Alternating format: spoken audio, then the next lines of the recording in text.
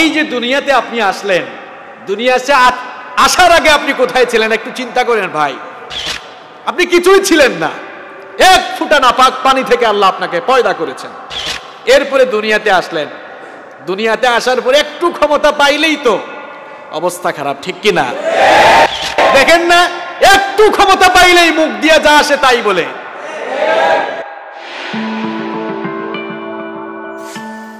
IUB media, অপসংস্কৃতি মুক্ত আধুনিক ভিডিও সেন্টার। ছাত্র ভাইয়েরা, পর্দার অন্তরায় থেকে যারা শুনছেন, শ্রদ্ধেয়া সম্মানিতা মা এবং বোনেরা, উপস্থিত জাতির বিবেক সম্মানিত সাংবাদিক বৃন্দ, উপস্থিত বীর চট্টলার আপামর তাওহীদি জনতা, আপনারা সবাই কেমন আছেন? আলহামদুলিল্লাহ। আমাদেরকে ভালো রেখেছেন কে? আমাদেরকে সুস্থ রেখেছেন কে? যে আল্লাহ তাআলা আমাদেরকে সুস্থ রেখেছেন, ভালো রেখেছেন, আমাদেরকে দয়া এবং করুণা করে কোরআনে কারীমের মাহফিলে আসার সুযোগ করে দিয়েছেন, তৌফিক করে দিয়েছেন। এজন্যে আমরা আমাদের হৃদয় নেংড়ানো সকল ভালোবাসা, আবেগ, অনুভূতিকে উজাড় করে দিয়ে কালিমাতুশ শুকর আদায় করছি, সকলেই পড়ছি আলহামদুলিল্লাহ। আজকের এই মাহফিল বাস্তবায়নের জন্য যারা টাকা দিয়ে, পয়সা দিয়ে, মেধা, শ্রম, বুদ্ধি দিয়ে যারা যেভাবে সহযোগিতা করেছেন, আমরা আল্লাহ সুবহানাহু ওয়া তাআলার কাছে ফরিয়াদ করছি, আল্লাহ তাআলা সকলের সাহায্য, সহযোগিতা, কষ্ট আর মেহনতকে তুমি কবুল করে নাও। In the day of resurrection, কাল কিয়ামতের কঠিন বিভীষিকাময় দিনে এই মাহফিলকে যেন আল্লাহ তাআলা আমাদের সকলের জন্য নাজাতের ওয়াসিলা বানিয়ে আল্লাহ যেন আমাদেরকে মাফ করে, দয়া করে তার জান্নাত দান করেন। আমরা সকলেই আল্লাহর দয়া চাই কি চাই না? আল্লাহ তাআলার দয়া আপনারা চান তো? কিয়ামতের দিন আল্লাহ তাআলার দয়া ছাড়া আমরা কেউ নাজাত পাবো? আল্লাহ তাআলার দয়া ছাড়া কেউ আমরা জান্নাতে যেতে পারবো না। শুধুমাত্র আমল দিয়ে জান্নাতে যাওয়া যাবে না। কি এমন আমল করেছেন আপনি যে আপনি আপনার আমল দিয়ে জান্নাতে চলে যাবেন? শুধুমাত্র আমল দিয়ে কোনো মানুষ জান্নাতে যেতে পারবে না। আমলের সাথে আল্লাহ তাআলার রহমেরও দরকার আছে না নাই?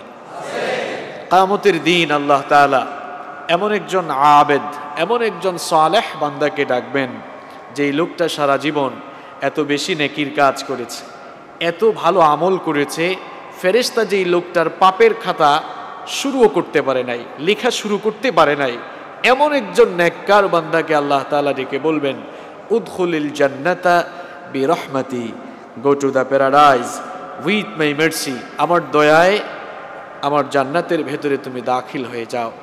লোকটা তখন বলবে, I don't go to the paradise with your mercy, ওগো আল্লাহ, আমি তোমার দয়ায় জান্নাতে যেতে চাই না, কারণ সারা জীবন আমি অনেক নেক আমল করেছি, ভালো কাজ করেছি। বাল বি আমালি, আমি আমার আমল দিয়েই আজকে জান্নাতে যেতে চাই। আল্লাহ রাব্বুল আলামিন ফেরেশতাদেরকে ডেকে বলবেন, ও আমার ফেরেশতারা, শুনেছো নাকি আমার এই বান্দা কি বলল? আমার এই গোলাম, সে নাকি আমার দয়ায় জান্নাতে যেতে চায় না, সে নাকি তার নেক আমল দিয়ে জান্নাতে যেতে চায়।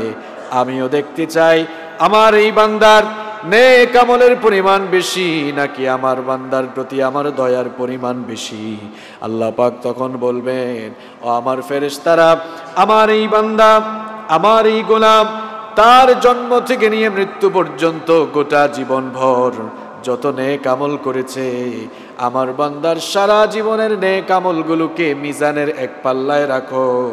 আর আমি আমার বান্দার প্রতি অগণিত দয়া করেছি, আমি আমার বান্দার প্রতি অগণিত করুণা করেছি। আমাকে, আপনাকে, আমার আপনার প্রতি, আমাদের প্রতি আল্লাহ তাআলা কত দয়া করেছেন, কত অনুগ্রহ করেছেন। আমি আপনি যদি সেই দয়া, সেই অনুগ্রহ রাজির গণনা শুরু করি, গুনতে গুনতে কি আমরা কোনোদিন শেষ করতে পারবো নাকি? কোরআনে কারীমে আল্লাহ বলেছেন, ওয়া ইন তাউদ্দু নি'মাতাল্লাহি লা তুহসুহা, আমার নিয়ামতগুলোর গণনা যদি শুরু করো, গুনতে গুনতে কখনো শেষ করতে পারবে না। আল্লাহ তাআলা ফেরেশতাদেরকে বলবেন, এত নিয়ামতের দরকার নাই, এত দয়া, এত দয়ার দরকার নাই। আমার বান্দা দুনিয়া দেখার জন্য তাকে দুটি চর্মচক্ষু দিয়েছিলাম, দুটি চর্মচক্ষুরও দরকার নাই, একটা চক্ষু নামক দয়াকে মিজানের আরেক পাল্লায় রাখো। ফেরেশতারা যখন ওই বান্দার জন্ম থেকে নিয়ে মৃত্যু পর্যন্ত গোটা জীবনভর করা সকল নেক আমলগুলোকে মিজানের এক পাল্লায় রাখবে, আর আরেক পাল্লায় যখন আল্লাহর দেওয়া একটা চক্ষু নামক দয়াকে রাখবে, দেখা যাবে বান্দার সমগ্র জীবনের নেক আমলের চাইতে আল্লাহর দেওয়া একটা চক্ষু নামক নেয়ামতের পাল্লা ভারী হয়ে যাবে। বান্দা তার ভুল বুঝতে পারবে, বান্দা তার ভুল বুঝতে পেরে বলবে, ওগো আল্লাহ, বুঝতে পেরেছি আজ আমি কেবলমাত্র আমার আমল দিয়ে জান্নাতে যেতে পারবো না। যদি আমার প্রতি তুমি রহম না করো, আমার প্রতি যদি তুমি দয়া না করো, দয়া করে আমাকে তুমি মাফ করো, আর তোমার দয়ায় তোমার জান্নাত আমায় দান করো। আল্লাহ পাক তখন ফেরেশতাদেরকে ডেকে বলবেন, ও আমার ফেরেশতারা, তাকিয়ে দেখ, এতক্ষণ পর আমার বান্দা লাইনে এসেছে, এতক্ষণ পর আমার বান্দা বুঝতে পেরেছে আমার দয়া ছাড়া সে জান্নাতে যেতে পারবে না। আল্লাহ পাক ডেকে বলবেন, আমার গোলাম, তুমি যে বুঝতে পেরেছো এতেই আমি খুশি হয়েছি।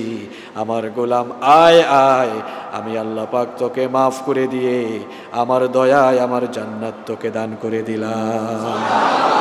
এজন্য আল্লাহ তাআলার দয়ার দরকার আছে না নাই বলেন?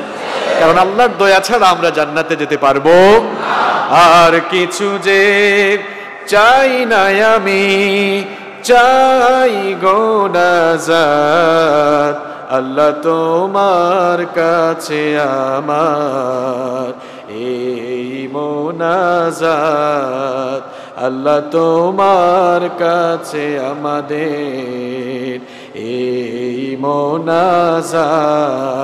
পড়েন আমিন। সম্মানিত ভাইয়েরা, আজকের এই মাহফিলে আসতে পেরে আপনারা খুশি তো? বলেন আলহামদুলিল্লাহ। সম্মানিত ভাইয়েরা, একটি বিষয়ে মানুষ সবচেয়ে বেশি গাফেল, সবচেয়ে বেশি উদাসীন, আর সেই বিষয়টি হচ্ছে ম্যাক্সিমাম মানুষ চিন্তা করে না তারা কোথা থেকে এসেছে, কিভাবে এসেছে, আর কোথায় যাবে। এই ব্যাপারটি নিয়ে মানুষ চিন্তা ভাবনা করে না বলেই মানুষ গাফেল হয়ে যায়, উদাসীন হয়ে যায়, সে তার ডেস্টিনেশন ভুলে যায়, চিন্তা করে না কোথায় ছিল, কিভাবে আসলো, কোথায় যাবে, এ ব্যাপারে কোনো চিন্তা ভাবনা। আল্লাহ রাব্বুল আলামিন এই জন্য কোরআনে কারীমের বিভিন্ন জায়গায় এই কথাগুলো বলে মানুষদেরকে সতর্ক করেছেন। আল্লাহ পাক বলেন, একটু চিন্তা করো কোথায় ছিলাম, কিভাবে এসেছো, আর কোথায় যাবা, এ ব্যাপারে চিন্তা ভাবনা করো। কোরআনে কারীমের ৭৬ নম্বর সূরা সূরাতুল ইনসানের প্রথম আয়াতে আল্লাহ তাআলা সুন্দর করে বলছেন, হাল আতা আলাল ইনসানি হিনুম মিনাদ দাহরি লাম ইয়াকুন শাইআম মাযকুরা। আল্লাহ পাক বলেন, তোমাদের জীবনে কি এমন একটি সময় ছিল না যখন তোমরা উল্লেখযোগ্য কোনো বিষয় বা বস্তু হিসাবে পরিগণিত ছিলে না? তোমাদের কোনো নাম ছিল না, তোমাদের কোনো ঠিকানা ছিল না, ঘরও ছিল না, বাড়িও ছিল না। এমন একটি সময় কি তোমাদের উপরে ছিল না? তুমি তো কিছুই ছিলে না। কিভাবে পয়দা হলে, কিভাবে দুনিয়ায় আসলে, বান্দারে একটু চিন্তা করো। কোরআনে কারীমের ২৩ নম্বর সূরা সূরাতুল মুমিনুনের ১২ নম্বর আয়াত থেকে এবার আল্লাহ পাক বলছেন, কোথায় ছিলা আর কিভাবে এসেছো শোনো। ওয়ালাকাদ খালাকনাল ইনসানা মিন সুলালাতিন মিন তিন সুম্মা জাআলনাহু নুতফাতান ফি قرارٍ مكين ثم خلقنا النطفة علقة فخلقنا العلقة مضغة فخلقنا المضغة عظاما فكسونا العظام لحما আল্লাহ পাক বলেন, আমি তোমাদেরকে মাটির নির্যাস থেকে বানিয়েছি। পুরুষের স্পাম আর মহিলাদের ভাম, এই দুটোকে মিলে এক ফোঁটা নাপাক পানি, যেই নাপাক পানি বের হয়ে গেলে মানুষের উপর গোসল ফরজ হয়ে যায়। এই এক ফোঁটা নাপাক পানি থেকে তোমার পয়দা হয়েছে। এক ফোঁটা নাপাক পানিকে তোমার মায়ের পেটের ভেতরে সুরক্ষিত জায়গায় ওই নাপাক পানি ফুটাকে আমি রেখে দিলাম। এরপরে ওই নাপাক পানি ফুটাকে আমি ধীরে ধীরে করে জমাট বাঁধা রক্তে পরিণত করলাম। অতঃপর সেই জমাট বাঁধা রক্তকে মাংসের পিণ্ড বানালাম, গোশত পিণ্ডে পরিণত করলাম। তারপরে সেই গোশতের টুকরাকে আমি বড় একটি হাড্ডিতে রূপান্তর করলাম। এরপরে সেই হাড্ডির উপরে গোশতের পোশাক পরিয়ে দিয়ে সুন্দর একটা স্ট্রাকচারে দিলাম। চক্ষু দিলাম, নাক দিলাম, ঠোঁট দিলাম, হাত দিলাম, পা দিলাম, সুন্দর একটা অবয়ব আমি দান করলাম। সুন্দর একটা স্ট্রাকচার দিয়ে তোমার মায়ের পেটের ভেতরে আমি তোমাকে সৃষ্টি করলাম। দেখো, কিছুই ছিলে না, এক ফোঁটা নাপাক পানি থেকে ধাপে ধাপে স্টেপ বাই স্টেপ তোমাদেরকে সৃষ্টি করলাম। আজকে হিউম্যান এমব্রায়োলজি নিয়ে যারা রিসার্চ করেছেন, ভ্রূণ তত্ত্ব নিয়ে যারা গবেষণা করছেন, কোরআনের এই ফর্মুলার সাথে, মানব সৃষ্টির এই ফর্মুলার সাথে তারাও মাথা নত করে একাত্মতা পোষণ করেছেন। হিউম্যান এমব্রায়োলজি নিয়ে যারা গবেষণা করেছেন, মায়ের পেটে ভ্রূণ কেমনি বিকাশ সাধিত হয় গবেষণা করে বহু বিজ্ঞানীরা কিন্তু কোরআনের আয়াতের সাথে মিলটা খুঁজে পেয়ে তারা ইসলাম কবুল করেছে। সুবহানাল্লাহ। আমার কোরআন কত সায়েন্টিফিক দেখেন। হিউম্যান এমব্রায়োলজির এই ধারণা বিজ্ঞান কিছুদিন আগে দিয়েছে, আর আল্লাহ তাআলা কোরআনে কারীমে ১৫০০ বছর আগে দিয়েছেন। আল্লাহু আকবার। এমন একটি সায়েন্টিফিক কিতাব আপনাদের ঘরে নাই? আছে। এটাকে তো আপনারা তাবিজের ব্যবসার কিতাব বানিয়েছেন। এই দেশের কিছু হুজুররা আর এই দেশের কিছু মানুষরা এটাকে এখন তাবিজের ব্যবসার কিতাব বানিয়েছে। এটা কি তাবিজের ব্যবসার জন্য এসেছে? এই কিতাব আল্লাহ তাআলা তাবিজের ব্যবসার জন্য দেন নাই। এটি হচ্ছে জ্ঞানের কিতাব। এটি এমন একটি কিতাব, it's the source of knowledge and science. সকল জ্ঞান বিজ্ঞানের উৎস এই কিতাবের ভেতরে আছে না নাই? এটি এসেছে গোটা বিশ্বকে আলোকিত করার জন্য। কোরআনের আলোয় গোটা বিশ্বকে আলোকিত করার জন্যই আল্লাহ তাআলা কোরআন দিয়েছে।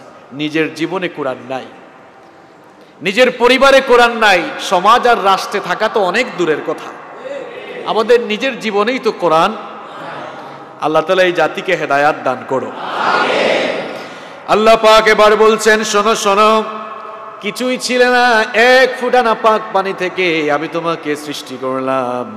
আমি তোমাকে সৃষ্টি করার পর তোমার মায়ের পেটের ভেতরে আমি কয়েক মাস যাবত এভাবে তোমাকে আমি ধারাবাহিকভাবে সৃষ্টি করলাম। 9 মাস 10 মাস যাওয়ার পর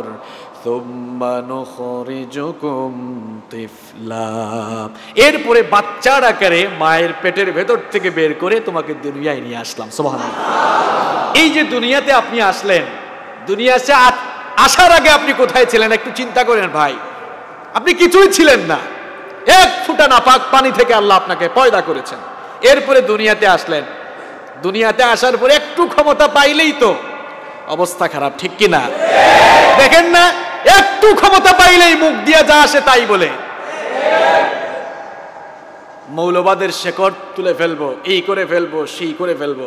তুমি একটু মরে দেখো না, ফেরেশতা তোমার সাথে কি আচরণ করে।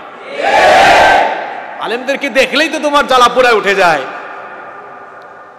আলেমদেরকে দেখলেই তোমার জ্বালা পোড়া উঠে যায়। তোর জন্মের পরে এই আলেমই তোর কানে আজান দিয়েছে, তোর মা বাপের বিয়ে এই আলেম পড়িয়েছে, তুই মরে যাওয়ার পরে এই আলেম আল্লাহু আকবার বলে তোকে জানাজা দিবে। আলেমদেরকে যদি তোর ভালো না লাগে তাহলে ওসিয়ত করে যা, মরার পরে যেন তোকে শ্মশানে পুরায়। আলেমদেরকে ভালো লাগে না কেন? কেন ভালো লাগে না? এটা শাহজালালের দেশ, এটা শাহপরানের দেশ, এটা শাহ মখদুমের দেশ, এটা শাহ আমানতের দেশ, এটা খান জাহান আলীর দেশ, এটা আলেম উলামার দেশ। এই দেশে থাকতে হলে ইসলামকে ভালো লাগতে হবে, মসজিদকে ভালো রাখতে হবে, আলেম উলামাকে ভালো রাখতে হবে। ভালো না লাগলে বর্ডার ক্রস করে অন্য জায়গায় চলে যাও, আমাদের কোনো অসুবিধা।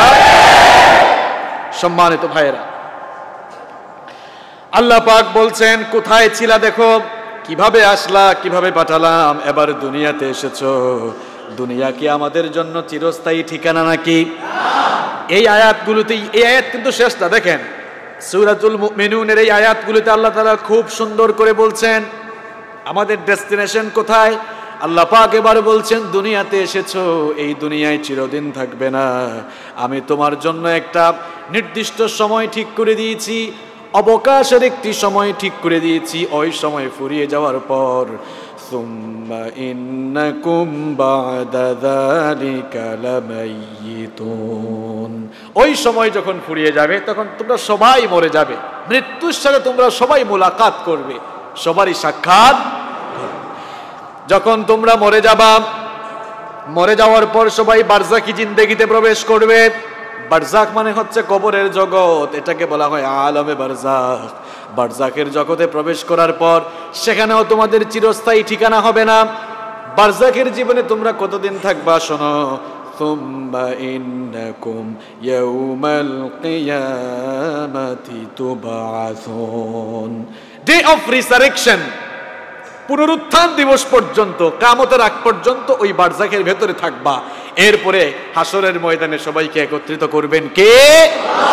তাহলে প্রিয় ভাইয়েরা, যতই আপনার বাড়ি বলে লাফান না কেন, আপনার এলাকা বলে লাফান না কেন, আসলে আমাদের প্রত্যেকের ডেস্টিনেশন হচ্ছে মৃত্যুর মাধ্যমে কবর নামক একটি রাস্তা পাড়ি দিয়ে আখেরাত, ঠিক কিনা? কিয়ামত আমাদের সকলের জন্য আসল ঠিকানা। আমাদের সবার জন্য 5টি পর্যায় ছিল, 5টি পর্যায় রয়েছে। কয়টা পর্যায়? ভালো করে শুনে। নাম্বার 1, 1 নাম্বার হচ্ছে আলমে আরওয়াহ। কি বললাম? এদিকে তাকান, ওদিকে তাকায় লাভ নেই, আমার দিকে তাকান। 1 নাম্বার হচ্ছে আলমে আরওয়াহ, রূহের জগৎ। আমরা সবাই কিন্তু রূহের জগতে ছিলাম, তাই না? রূহের জগৎ থেকে আমরা ইন্তেকাল করলাম। মানুষ মারা যাওয়ার পর আপনারা কি বলেন? অমুক ইন্তেকাল করেছে, তাই না? ইন্তেকাল আরবি শব্দ, এর অর্থ হচ্ছে স্থানান্তর হওয়া, এক জায়গা থেকে আরেক জায়গায়। রূহের জগৎ থেকে আমরা ইন্তেকাল করে আমরা কোথায় আসলাম? না, আলমে আরহাম, মায়ের পেটের জগতে। ওখানে 9 মাস 10 মাস আমরা ছিলাম। এরপরে মায়ের পেটেও আমরা থাকতে পারলাম না, ইন্তেকাল হয়ে গেল। মায়ের পেট থেকে ইন্তেকাল হয়ে যাওয়ার পর চলে আসলাম আমরা দুনিয়ার মধ্যে। এই দুনিয়াতেও থাকবেন, একদিন বলা হবে ইন্না লিল্লাহি ওয়া ইন্না ইলাইহি, অমুক ইন্তেকাল করেছেন, এরকম ঘোষণা আসবে কিনা? তাহলে এই দুনিয়া থেকেও আমাদের ইন্তেকাল হবে। দুনিয়া থেকে ইন্তেকাল হওয়ার পর 4 নাম্বার যে জগতে আমরা প্রবেশ করব সেটাকে বলা হয় আলমে বারজাখ, বারজাখের জগৎ বা কবরের জীবন আমরা বলতে পারি। কবরের জীবনও ফুরিয়ে যাবে, ওখানেও ইন্তেকাল হবে, আবার ওখানেও ইন্তেকাল হবে। ইন্তেকাল মানে কি? এক জায়গা থেকে আরেক জায়গায় স্থানান্তর হয়ে যাওয়া। ওখান থেকে ইন্তেকাল করে আমরা সবাই হাসরের ময়দানে গিয়ে সমবেত। চিরস্থায়ী বলতে কিছুই নাই। মুমিনের জন্য চিরস্থায়ী ঠিকানা জান্নাত। চিরস্থায়ী ঠিকানা কি? এজন্য জান্নাতই আমাদের আসল বাড়ি, ঠিক কি না? আমরা জান্নাতে যেতে চাই কি চাই না? তাহলে আমরা কি বুঝলাম? আমরা এখন কয় নাম্বার জগতে আছি? 2টা ফেলে এসেছি, আরো 2টা আমাদের জন্য অপেক্ষা করছে। যেখানে আছি বেশি দিন নাই, কিন্তু বেশি দিন কি, বেশি সময় নাই।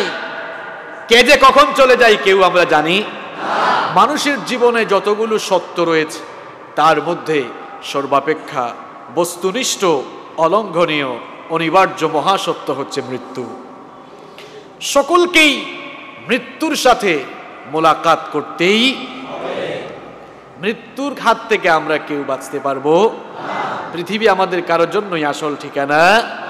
পৃথিবী আমার আসল ঠিকানা নয়, মরণকে দিন মুছে দেবে সকল রঙিন পরিচয়। পৃথিবী আমার আসল ঠিকানা নয়, মিছেই মানুষের বন্ধন, মিছে মায়া স্নেহ প্রীতি ক্রন্দন, মিছেই জীবনের রং ধনু 7 রং, মিছেই জীবনের রং ধনু 7 রং, মিছেই জয় আর পরাজয়। পৃথিবী আমার আসল ঠিকানা নয়, মিছেই ক্ষমতার দ্বন্দ্ব, মিছে গান কবিতার ছন্দ, মিছে অভিনয় নাটকের মঞ্চে, মিছে দুদিনের অভিনয়। পৃথিবী আমার আসল ঠিকানা নয়, মরণকে দিন মুছে দেবে সকল রঙিন পরিচয়। পৃথিবী আমার আসল ঠিকানা নয়। এই পৃথিবী আমাদের কারো জন্য আসল ঠিকানা। মৃত্যুর মাধ্যমে সব খেলা বন্ধ হয়ে যাবে, আপনার জীবন তরি নিভে যাবে। মৃত্যুর মাধ্যমে এই দুনিয়ার রং তামাশা শেষ হয়ে যাবে, আখেরাতের অনন্ত অসীম জীবনের পথে যাত্রা সূচিত হবে। প্রিয় ভাইয়েরা, এই মৃত্যু এর কিছু বৈশিষ্ট্য রয়েছে। আমি কোরআন এবং সুন্নাহ গবেষণা করে মৃত্যুর 8টি বৈশিষ্ট্য খুঁজে বের করেছি। কয়টা বৈশিষ্ট্য? এই 8টি বৈশিষ্ট্য আপনাদের সামনে এখন তুলে ধরবো ইনশাআল্লাহ। মৃত্যুর 8টি বৈশিষ্ট্য রয়েছে। নাম্বার 1, 1 নম্বর হচ্ছে everyone will take the test of death. যাদের প্রাণ আছে প্রত্যেকটি প্রাণসত্তাকে মৃত্যুর স্বাদ আস্বাদন করতে হবে। মৃত্যুর স্বাদ আপনাকে নেওয়া লাগবেই। আপনি যেন মৃত্যুর কথা ভুলে না যান। প্রাণ যাদের আছে তারা সবাই মৃত্যুর স্বাদ ভোগ করবে। এই জন্য কোরআনে কারীমের ভিন্ন 3টি সূরার 3টি আয়াতে আল্লাহ তাআলা একই কথা বললেন, কুল্লু নাফসিন যায়িকাতুল মাউত। প্রত্যেকেই মৃত্যুর স্বাদ আস্বাদন করবে। আরবের একজন প্রখ্যাত কবি, তিনি তার কবিতায় বড় চমৎকার করে বলেছেন, আল মাউতু কাসুন কুল্লু নাসিন শারিবুন, আল মাউতু কাসুন কুল্লু নাসিন শারিবুন, ওয়াল কবরু বাইতুম কুল্লু নাসিন দাখিলুন। মৃত্যু হচ্ছে এমন একটি পেয়ালার নাম, যেই পেয়ালা থেকে সবাই পান করা লাগবে। আর কবর হচ্ছে এমন একটি বাড়ির নাম, যেই বাড়িতে সকল মানুষগুলোকেই ঢোকা লাগবে। প্রত্যেক দিন মসজিদের মাইক থেকে, প্রত্যেক দিন বিভিন্ন মসজিদের মাইক থেকে এলান করা হয়, ঘোষণা করা হয়, অমুক এলাকার অমুক লোক দুনিয়া থেকে চলে গিয়েছে। প্রত্যেক দিন এমন বহু এলান আপনি শুনতে পান। অনেক সময় আপনি কত মানুষের জানাজায় গিয়ে শামিল হন। এই রকম করে মানুষের মৃত্যুর ঘোষণা শুনতে শুনতে, মানুষের জানাজায় শামিল হতে হতে এমন একটা সময় চলে আসবে যখন আপনার মৃত্যুর খবর মসজিদের মাইকে ঘোষণা হবে। আপনার মৃত্যুর খবরও একদিন মসজিদের মাইকে মাইকে এলান হবে। কত মানুষের জানাজায় আপনি গিয়েছেন, কত মানুষের জানাজায় আপনি গিয়েছেন। এমন একটা সময় আসবে আপনার লাশকে বহন করে, খাটিয়ায় বহন করে মানুষও আপনার জানাজা দিবে। আহারে, দেখেন মানুষ মারা যাওয়ার পর কোনো দামই থাকে না। মেস বুঝেন আপনারা? মেস বুঝেন না? মেসের কাজ কি? আগুন জ্বালানো। মেসের ভেতরে কি থাকে? বারুদ বা দিয়াশলাই থাকে। এই দিয়াশলাই ফুরিয়ে গেলে মেসের কোনো দাম আছে? ওই বক্সটাকে মানুষ কি করে? ফেলে দেয়। আমাদের দেহটা হচ্ছে ওই মেসের বাক্সের মতো, আর বারুদ বা দিয়াশলাইটা হচ্ছে আমাদের আত্মার মতো। দিয়াশলাই বা বারুদ শেষ হয়ে গেলে মানুষ যেমন ছুঁড়ে ফেলে দেয়, ঠিক এরকম আমাদের আত্মা, আমাদের রূহ দেহের মধ্য থেকে চলে গেলে এই দেহেরও দাম কমে যায়। একজন লোকের নাম হচ্ছে অমুক চৌধুরী, মারা যাওয়ার পর মানুষ কি বলে? অমুক চৌধুরীকে গোসল করান। হ্যাঁ, অমুক চৌধুরীকে জানাজা দেন বলা হয়? বলে লাশটাকে গোসল করাও, লাশটাকে আস্তে করে ধরো। বলা হয় না যে অমুক সাহেবকে ধরো, বলা হয়? দেখেন, মারা যাওয়ার পর মানুষের নামটা পর্যন্ত চেঞ্জ হয়ে যায়, বদলে যায়, নামটাও মানুষ আর নিতে চায়। তাহলে মৃত্যুর 1 নম্বর বৈশিষ্ট্য বললাম, প্রাণ যাদেরই আছে তারাই মরে যাবে, এতে কোনো সন্দেহ। নাম্বার 2 নম্বর হচ্ছে no one can escape from death. কেউ মৃত্যু থেকে পালিয়ে বাঁচতে পারবে না। মৃত্যু থেকে কি কেউ পালিয়ে বাঁচতে পারবে? আল্লাহ পাক বলেন, যতই প্রোটেকশনের ভেতরে থাকো না কেন, কত দেহ রক্ষী রেখেছো, কত বডিগার্ড রেখেছো, কত সুন্দর সুন্দর বাড়ি বানিয়েছো। মনে করো না এখানেই থাকবা। কোরআন কারীমের 4 নম্বর সূরা সূরাতুন নিসা এর 78 নম্বর আয়াতে আল্লাহ পাক সুন্দর করে বললেন, আইনামা তাকুনু ইউদরিকুমুল মাউতু ওয়ালাউ কুনতুম ফি বুরুজিম মুশাইয়াদা। আল্লাহ পাক বলেন, যেখানেই থাকো না কেন মৃত্যু থেকে তোমরা পালিয়ে বাঁচতে পারবে না। মৃত্যু থেকে বাঁচার জন্য যদি উঁচু কোনো টেলার ভিতরে ওই অবস্থান না, আর যদি মনে করো এখানে আমি এসেছি মৃত্যু আর আমাকে পাবে না, আল্লাহ পাক বলেন যতই প্রোটেকশনের মধ্যেও থাকো না কেন মৃত্যু থেকে তুমি বাঁচতে পারবা না। মৃত্যু থেকে বাঁচা যাবে?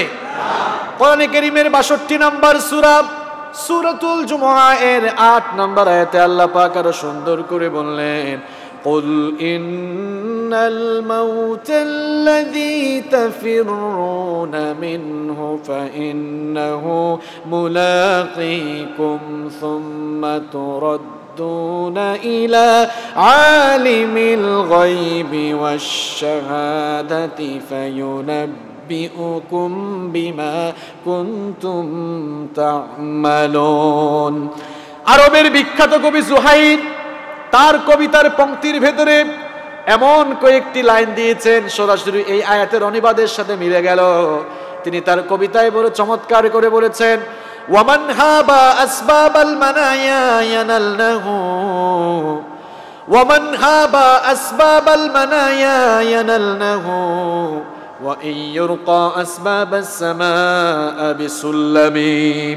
মরণ থেকে পালাও তুমি, সেই মরণ তোমায় লইবে গিরি, যদিও সুদূর আকাশ পানে লোকাও সেথায় লাগিয়ে সিঁড়ি। এই মহারোগের ঔষধ নাই, এই মহারোগের চিকিৎসক নাই, নাই সেই ঔষধ জগতে, খুঁজিয়া কাতর হইলে কি হবে পারিবে না তারে ফিরাতে। মৃত্যুর কোনো ঔষধ আছে? মৃত্যুর কোনো ট্যাবলেট বা ক্যাপসুল থাকলে মানুষ সব ঔষধ সব ক্যাপসুল ট্যাবলেট ফালাইয়া থুইয়া আগে মৃত্যুর ওষুধ থাকলে ওটাই নিয়ে ফেলতো, ওটাই খেয়ে ফেলতো, ঠিক কিনা? বাঁচার জন্য মানুষ কত কিছু করে, কত কিছু করে, কিন্তু বলেন মৃত্যু থেকে বাঁচার কি কোনো ঔষধ আছে? কোনো মেডিসিন আছে? আবিষ্কার হওয়ার মনে হয় সম্ভাবনা আছে, সম্ভাবনা আছে। মৃত্যুর হাত থেকে কেউ বাঁচতে পারবে? মৃত্যু থেকে বাঁচার জন্য আপনি যেখানেই যান লাভ নাই, মৃত্যু আপনার হবেই। সাইয়েদনা সুলাইমান আলাইহিস সালাম নাম শুনেছেন তো আপনারা?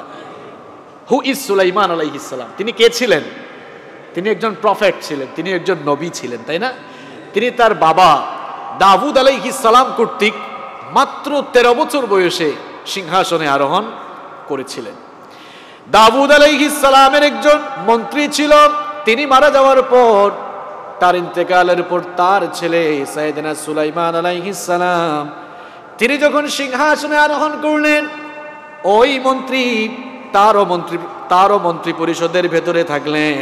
দাউদ আলাইহিস সালাম সুলাইমান আলাইহিস সালাম একবার এক মজলিসের মধ্যে বসে আছেন, ওই মজলিসে তার ওই মন্ত্রীও ছিল।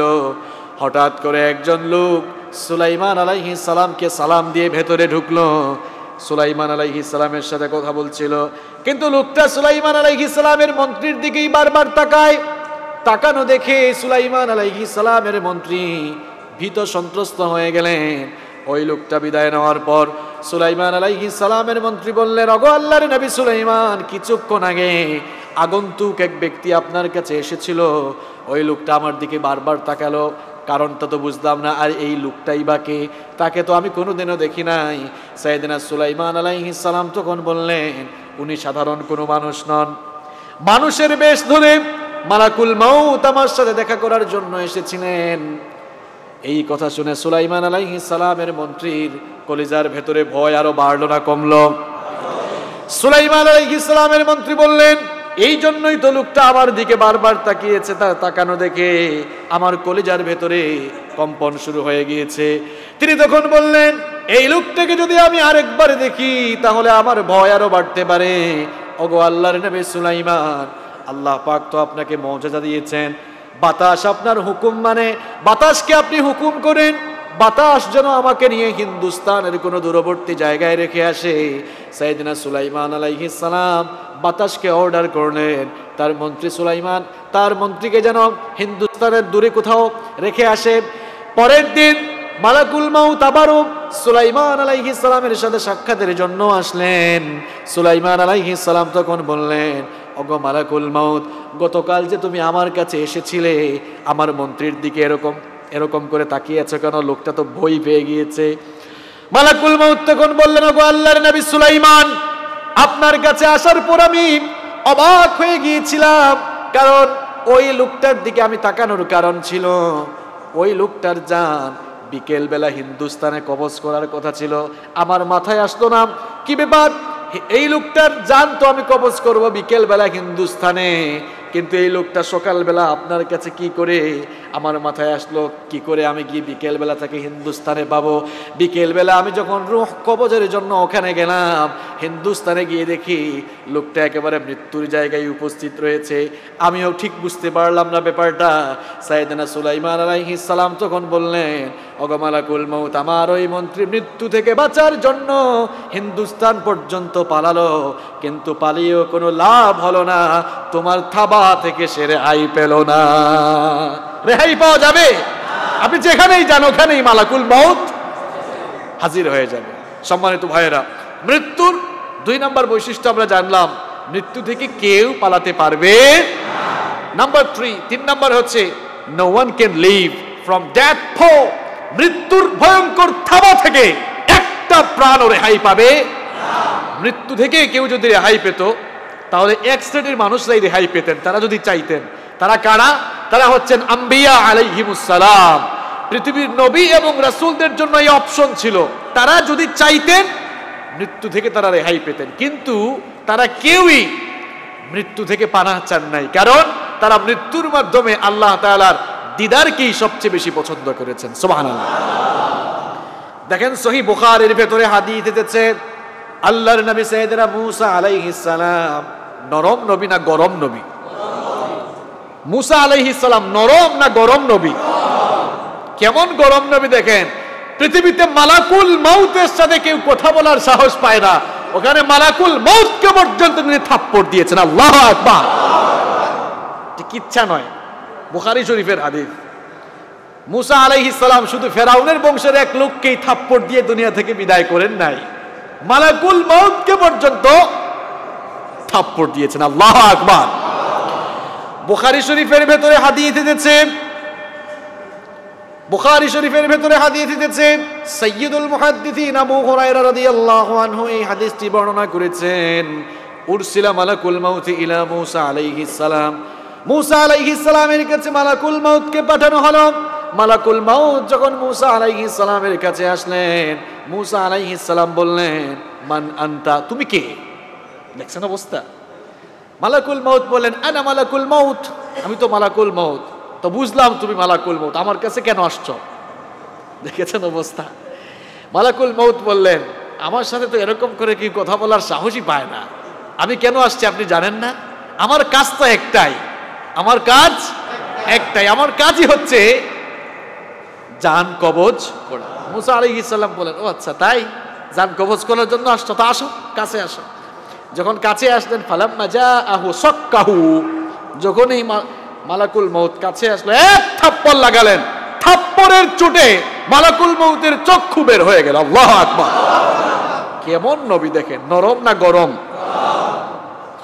মালাকুল মাউত এক থাপ্পড় খেয়ে আল্লাহর কাছে গিয়ে বলল, আরসালানি ইলা আব্দুল্লাহ ইউরিদুল মাউত, ওগো আল্লাহ, তোমার এমন এক বান্দার কাছে আমাকে পাঠিয়েছো রূহ কবজের জন্য, উল্টা আমারই জান সে কবজ করে ফেলতে চায়।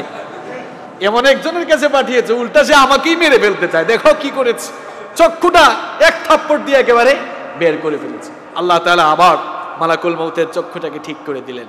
মালাকুল মাউতের চক্ষু ঠিক করে দিয়ে বললেন, চলে যাও আবার নবী সাইয়েদনা মূসা আলাইহিস সালামের কাছে।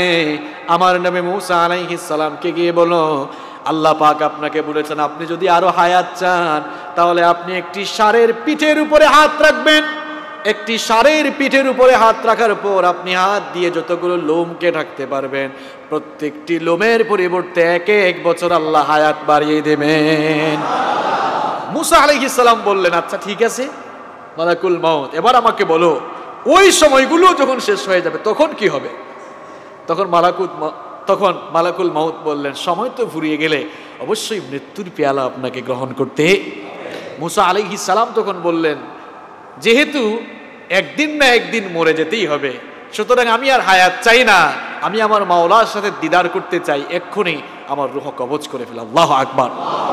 এই ঘটনাটি শুধু আপনাদেরকে মজা দেওয়ার উদ্দেশ্যে শোনাই নাই, শুনিয়েছি এই জন্য পৃথিবীর নবী রাসূলরাও মৃত্যুর পেয়ালা পান করেছেন।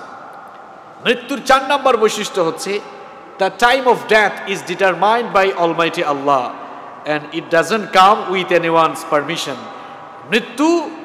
মৃত্যুর জন্য একটি নির্দিষ্ট সময় নির্ধারণ করে দিয়েছেন কে? আর মৃত্যু কারো পারমিশন নিয়ে আসে না। মৃত্যু আসার আগে পারমিশন নেয় যে অমুক সাহেব আমি কিন্তু আসতেছি, এরকম বলে আসে মৃত্যু, অনুমতি নিয়ে আসে না।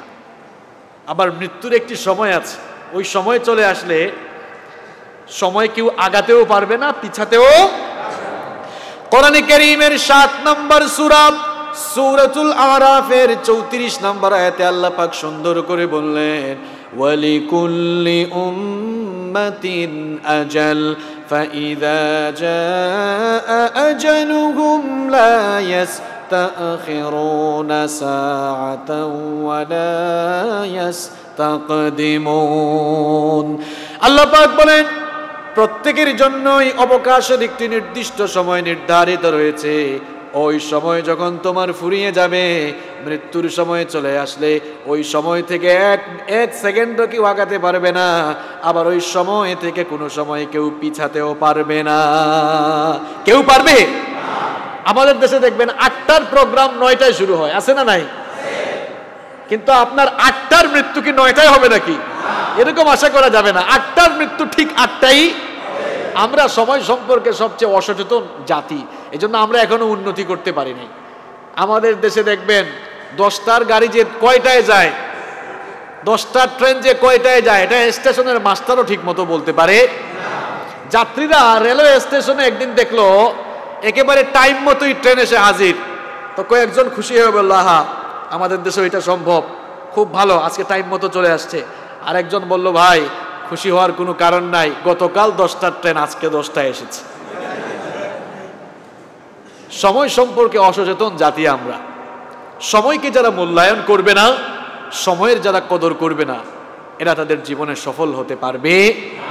প্রিয় ভাইয়েরা, তাহলে মৃত্যুর 4 নম্বর বৈশিষ্ট্য হচ্ছে মৃত্যুর সময়টা নির্ধারণ করে দিয়েছেন কে? মৃত্যুর 5 নম্বর বৈশিষ্ট্য হচ্ছে শুধু সময় নয়, the place of death is determined by Almighty Allah. কোন জায়গায় মারা যাবেন ওই স্থানটিও নির্ধারণ করে দিয়েছেন কে? কোরআনে কারীমের 31 নম্বর সূরা লুকমানের 34 নম্বর আয়াতের শেষাংশে আল্লাহ পাক সুন্দর করে বললেন, ওয়া মা তাদরি নাফসুম বিআইয়ি আরদিন তামুত ইন্নাল্লাহা আলিমুন খাবীর। আল্লাহ তাআলা বলেন, কেউ জানে না কে কোথায় মারা যাবে, এটি একজনই জানেন, তিনি কে? তিনি কে? আল্লাহর নাম বলতে আপনাদের কষ্ট হয়? আচ্ছা, আমরা কে কোন জায়গায় মারা যাব কেউ জানি? রাস্তায় পড়ে মরবেন না হসপিটালে মরবেন? আর যারা ইসলামের বিরোধিতা করে, আহারে কোথায় পড়ে যে মরবা? কপালে খারাপই থাকলে তো টয়লেটের টাঙ্কিতেও পড়ে মরা লাগতে পারে। কত মানুষের ক্ষমতা কত দিকে চলে গেছে, ঠিক কি না? মালাকুল মউত যখন আসবে ঠেলা বুঝবা,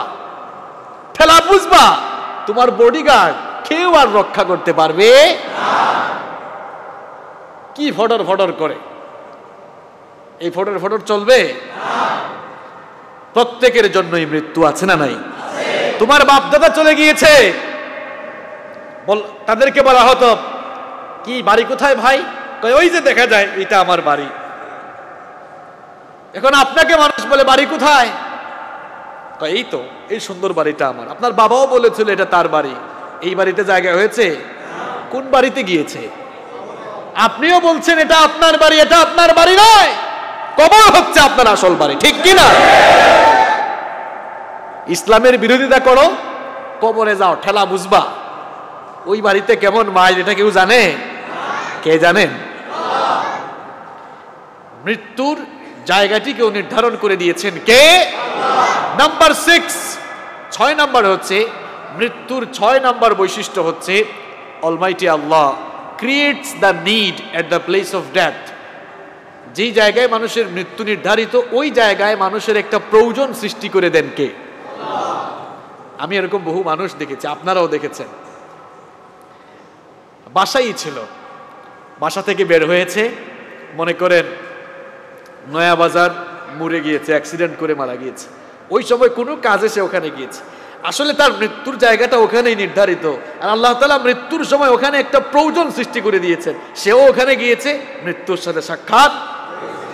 আপনার মৃত্যু যদি চমেকে থাকে ওখানেই প্রয়োজন সৃষ্টি হবে, দেখা যাবে হঠাৎ করে পেট ব্যথা, এই ব্যথা সেই ব্যথা, বিভিন্ন রোগ আছে না নাই, ওখানে যাইতেই হবে, কারণ ওখানে যাওয়ার জন্য প্রয়োজন সৃষ্টি করে দিবেন কে? যদি বিছানায় মৃত্যু নির্ধারিত থাকে তো বিছানায় যাওয়ার আগ পর্যন্ত আপনি মরবেন। অর্থাৎ মৃত্যুর জায়গা যেখানেই আল্লাহ তাআলা নির্ধারণ করে রেখেছেন সেই জায়গায় আল্লাহ তাআলা আপনার একটি প্রয়োজন সৃষ্টি করে দিবেন, যেন মৃত্যুর ওই সময়টাতেই আপনি ওখানে গিয়ে হাজির হয়ে যান। মৃত্যুর 7 নাম্বার বৈশিষ্ট্য হচ্ছে the decision of death is determined by almighty Allah. মৃত্যুর সিদ্ধান্ত এটি জমিন থেকে আসে না, মৃত্যুর ফয়সালা এটা জমিনে হয় না, মৃত্যুর ফয়সালা কার পক্ষ থেকে আসে? এজন্য মুমিন কাউকে পরোয়া করে না, ভয় করে না। মনে রাখবেন একটি কথা, যারা আল্লাহকে ভয় করে তাদেরকে গোটা দুনিয়া ভয় করে, আর যারা আল্লাহকে ভয় না করে মানুষকে ভয় করে, অমুক তমুককে ভয় করে, গোটা দুনিয়া ওদেরকেই ভয় দেখায়। আপনারা ভয় করেন কাকে? বলতেছেন তো আল্লাহকে। একটু মিছিলে যান, দেখা যাবে পরের দিন আর পাওয়াও যাবে, এর নাম আল্লাহর ভয় না। আল্লাহকে ভয় করলে দুনিয়ার মানুষ ওই বান্দার কাছে নগণ্য হয়ে যায়, সে কাউকে আর পরোয়া করে। যারা আল্লাহকে ভয় করে গোটা দুনিয়া তাকে ভয় করে। এই জন্য ভয় করবো কাকে? যাদের হৃদয়ে আছে আল্লাহর ভয় তারা কভু পথ ভুলে যায় না।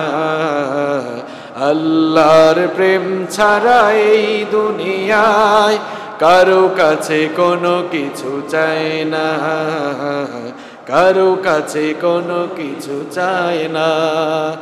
দিন কায়েমের পথে যারা অবিচল তারা হলো আল্লাহর প্রিয়জন।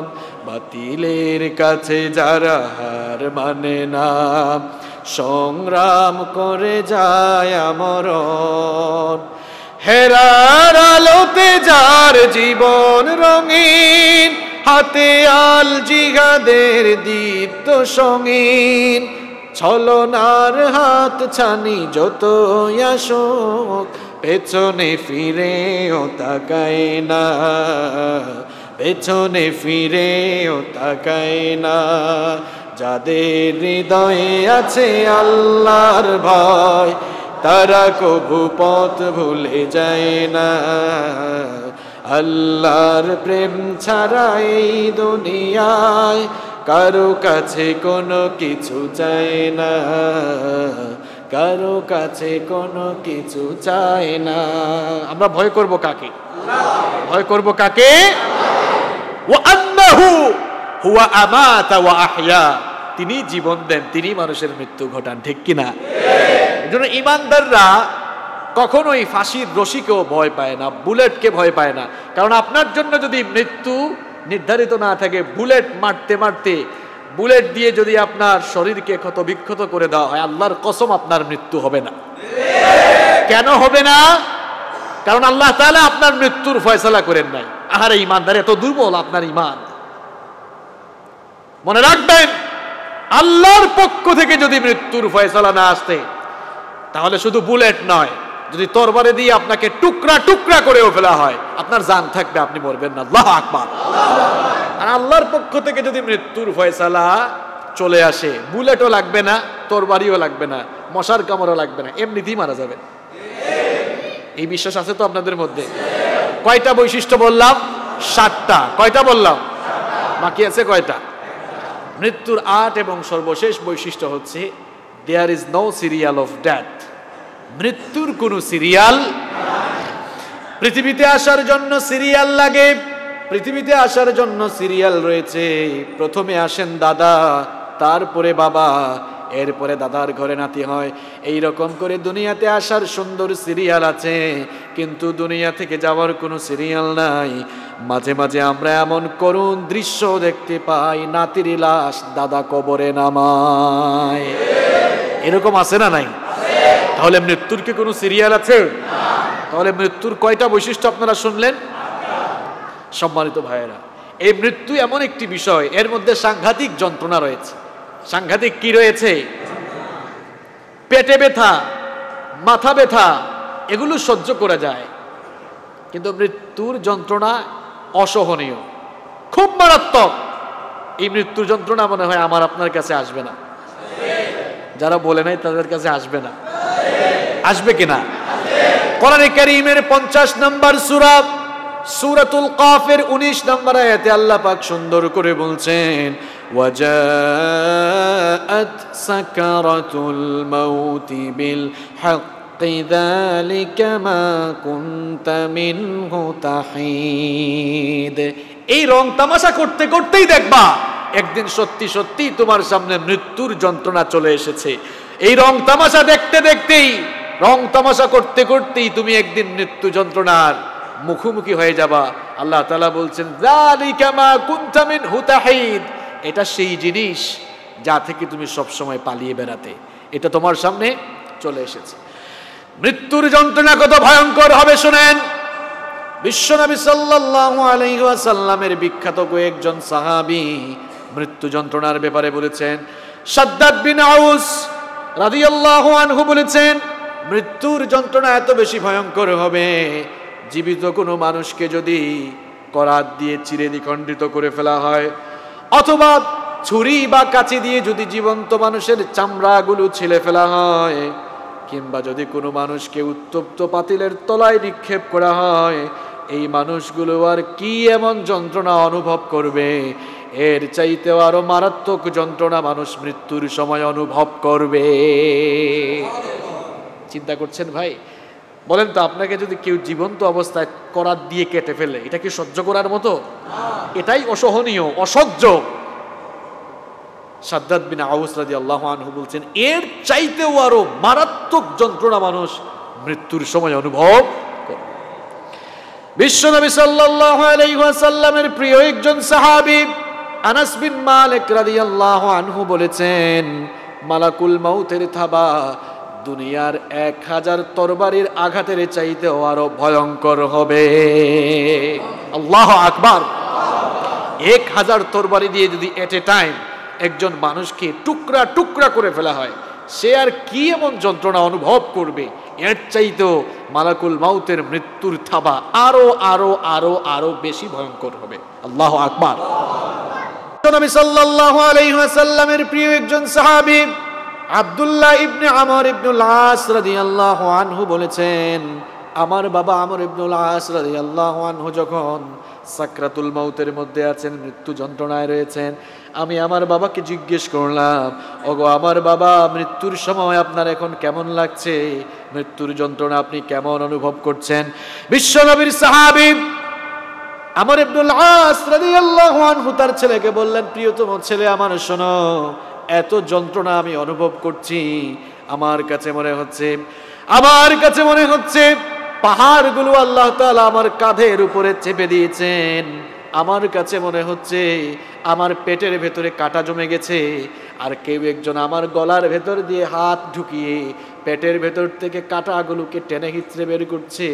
প্রিয়তম ছেলে আমার, আমার এত কষ্ট হচ্ছে, শোনো, আমার কাছে মনে হচ্ছে সুই দিয়ে ছিদ্র করে করে আমার জানটাকে বের করা হচ্ছে। আমার এত কষ্ট হচ্ছে, আমার কাছে মনে হচ্ছে আকাশ আর জমিনকে আল্লাহ এক করে ফেলেছেন, আকাশ আর জমিন এক করে মাঝখানে আমাকে পিষে ফেলা হচ্ছে। এমন যন্ত্রণা, এমন কষ্ট আমার অনুভব হচ্ছে। আল্লাহু আকবার! কি ভয়ঙ্কর যন্ত্রণা! ও মুসলমানেরা ভালো করে শুনেন, আমাদের নবী রাহমাতাল লিল আলামিন বিশ্ব নবী মুহাম্মদুর রাসূলুল্লাহ পরম সাল্লাল্লাহু আলাইহি ওয়াসাল্লাম, তার মৃত্যুর সময় কেমন অবস্থা হয়েছিল শুনেন। মৃত্যুর আগে আমার নবী অত্যন্ত অসুস্থ হয়ে পড়লেন, দাঁড়াতে পারেন না, বসতে পারেন না, হাঁটতে পারেন না। এরপরেও বহু কষ্ট করে দুজন সাহাবীর কাঁধের উপরে ভর করে মসজিদে নববীতে গিয়েছেন, নামাজে ইমামতি করেছেন, খুতবাও দিয়েছেন। খুতবা দিতে গিয়ে বললেন, ও আমার সাহাবীরা শোনো, আল্লাহ পাক তার এক বান্দাকে দুনিয়ার সমস্ত সম্পদ দিতে চাইলেন, আর ওই বান্দা দুনিয়ার সমস্ত সম্পদকে পরিত্যাগ করে তার মালিকের সাথে দিদার লাভকে পছন্দ করলেন।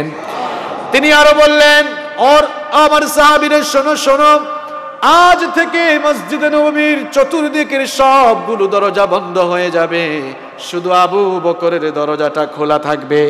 এই কথা শোনার পর বয়োবৃদ্ধ জ্ঞান বৃদ্ধ সাহাবী, বিশ্বনবীর প্রিয় সাহাবী সাইয়েদনা আবু বকর রাদিয়াল্লাহু আনহু চিৎকার করে করে কাঁদতে লাগলেন। সাহাবারা বললেন, ওগো আমাদের ভাই আবু বকর, আপনি কাঁদেন কেন? সাইয়েদনা আবু বকর রাদিয়াল্লাহু আনহু তখন বললেন, ও আল্লাহ রাসূলের সাহাবীরা, তোমরা বোধহয় বুঝতে পারো নাই, বিশ্বনবী যে খুতবার ভেতরে বললেন আল্লাহ পাক তার এক বান্দাকে দুনিয়ার সকল সম্পদ দিতে চেয়েছেন, আর সেই বান্দা সকল সম্পদকে পরিত্যাগ করে মালিকের দিদার পছন্দ করেছেন। এই কথার মানে হলো আমাদের নবী আমাদেরকে ছেড়ে এতিম করে আমাদের কাছ থেকে দ্রুতই চলে যাবেন। নবী হারানোর ভয়ে আমি কান্না করছি, আমার নবী আমাদের কাছ থেকে বিদায় নেবেন।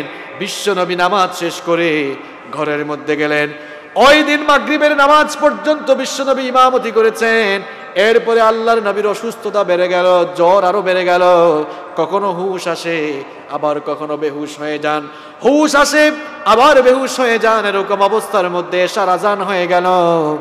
সাহাবায়ে কেরাম এবার অপেক্ষা করছেন বিশ্বনবী সাল্লাল্লাহু আলাইহি ওয়াসাল্লাম ইমামতির জন্য আসেন কিনা, কিন্তু আল্লাহর নবীর হুশ নাই, বেহুশ অবস্থায় পড়ে আছেন। আমাদের মা আম্মা জানা আয়েশা রাদিয়াল্লাহু আনহা বলেছেন, বিশ্বনবীর যখন হুশ আসলো, বিশ্বনবী জিজ্ঞেস করলেন, এখন কোন সময় হয়েছে? আমরা বললাম, ওগো আল্লাহর নবী, এখন তো এশার আজানের সময় হয়েছে, এশার আজান হয়ে যাবে। বিশ্বনবী বললেন, ঠিক আছে, আমার জন্য পানি আনো, আমি ওযু করতে চাই। ওযুর কথা যখন বললেন, আবার তিনি বেহুশ হয়ে গেল। বেশ কিছুক্ষণ আবার হুশ আসলো। বিশ্বনবী বললেন, এখন কোন সময়? আমরা বললাম, এখন তো এশার সময়, আজান হয়ে গিয়েছে, সাহাবীরা আপনার জন্য অপেক্ষা করছে, আপনি গেলেই নামাজ শুরু হবে। বিশ্বনবী আবার বললেন, ওগো আয়েশা, আমার জন্য আবার কিছু পানি নিয়ে আসো, আমি ওযু করব। বিশ্বনবী ওযু করলেন, ওঠার জন্য চেষ্টা করলেন, কিন্তু আবারও তিনি বেহুশ হয়ে পড়ে গেলেন। সাহাবায়ে কেরাম অপেক্ষা করছেন। বিশ্বনবীর আবার যখন কিছুক্ষণ পর হুশ আসলো, বিশ্বনবী বললেন, আয়েশা গো, পানি নিয়ে আসো, আমি ওযু করে মসজিদে যাব। বিশ্বনবী সাল্লাল্লাহু আলাইহি ওয়াসাল্লাম ওযু করে যখনই দাঁড়াতে যাবেন, আবারও তিনি পড়ে যাচ্ছেন। তিনি বুঝতে পারলেন মসজিদে গিয়ে ইমামতি করা সম্ভব না। তিনি বললেন, আমার সাহাবী আবু বকরকে অর্ডার করো, আমার জায়নামাজে যেন ইমামতিতে আবু বকর দাঁড়িয়ে যায়। এবার আবু বকর রাদিয়াল্লাহু আনহুর ইমামতিতে মসজিদে নববীর ভেতরে নামাজ শুরু হয়ে গেল। ওই দিন নামাজের মধ্যে সাহাবায়ে কেরাম এত বেশি কান্না করেছেন, নামাজে তেলাওয়াত চলছে আর বিশ্বনবীর সাহাবীরা কান্না শুরু করেছেন। কারণ বিশ্বনবীর সাহাবীদের অন্তরে এই অনুভূতি জেগেছে, যেহেতু বিশ্বনবীর জায়নামাজে আবু বকর দাঁড়িয়েছেন, আল্লাহর নবীর পেছনে নামাজ পড়া থেকে আমরা মাহরুম হয়ে গেলাম। এই ফিলিংস যখন তাদের মধ্যে আসলো, এই অনুভূতি যখন তাদের ভেতরে চলে আসলো, কান্না শুরু করেছেন তারা। বিশ্বনবী সাল্লাল্লাহু আলাইহি ওয়াসাল্লামের হুশ আসলো। বিশ্বনবী সাল্লাল্লাহু আলাইহি ওয়াসাল্লাম বললেন, আয়েশা গো, নামাজ শুরু হয়েছে নাকি? আম্মা জান আয়েশা রাদিয়াল্লাহু আনহা বললেন, ওগো আল্লাহর নবী, সাহাবীরা নামাজ শুরু করেছে। আল্লাহর নবী বললেন, জানালাটা খুলে দাও, দরজা খুলে দাও, নামাজের দৃশ্য দেখতে চাই। জানালা খুলে দেওয়া হলো। বিশ্বনবী সাল্লাল্লাহু আলাইহি ওয়াসাল্লাম লক্ষ্য করে দেখলেন সাহাবায়ে কেরাম কাতারবদ্ধ হয়ে দাঁড়িয়েছেন, তেলাওয়াত চলছে, সাহাবীরা কান্না করছে। এবার বিশ্বনবীও কেঁদে ফেললেন। আম্মা জান আয়েশা বললেন, ওগো আল্লাহর নবী, আপনি কাঁদেন কেন? বিশ্বনবী বললেন, আয়েশা গো, এটা কোনো দুঃখের পানি নয়, এটা হচ্ছে আনন্দের পানি। আমার সাহাবীরা যে নামাজ আদায় করছে, আমি এখনো দুনিয়া থেকে যাই নাই। আমার অবর্তমানে আমার উম্মত, আমার সাহাবীগুলো কত সুন্দর করে নামাজ আদায় করছে। এই দৃশ্য দেখে আমার সামনে, আমার মাথায় একটা চিন্তা আসলো। আমার কাছে মনে হচ্ছে আমি দুনিয়া থেকে যাওয়ার পরেও আমার উম্মতরা এভাবে করে জামাতের সাথে তারা এক হয়ে নামাজ আদায় করবে।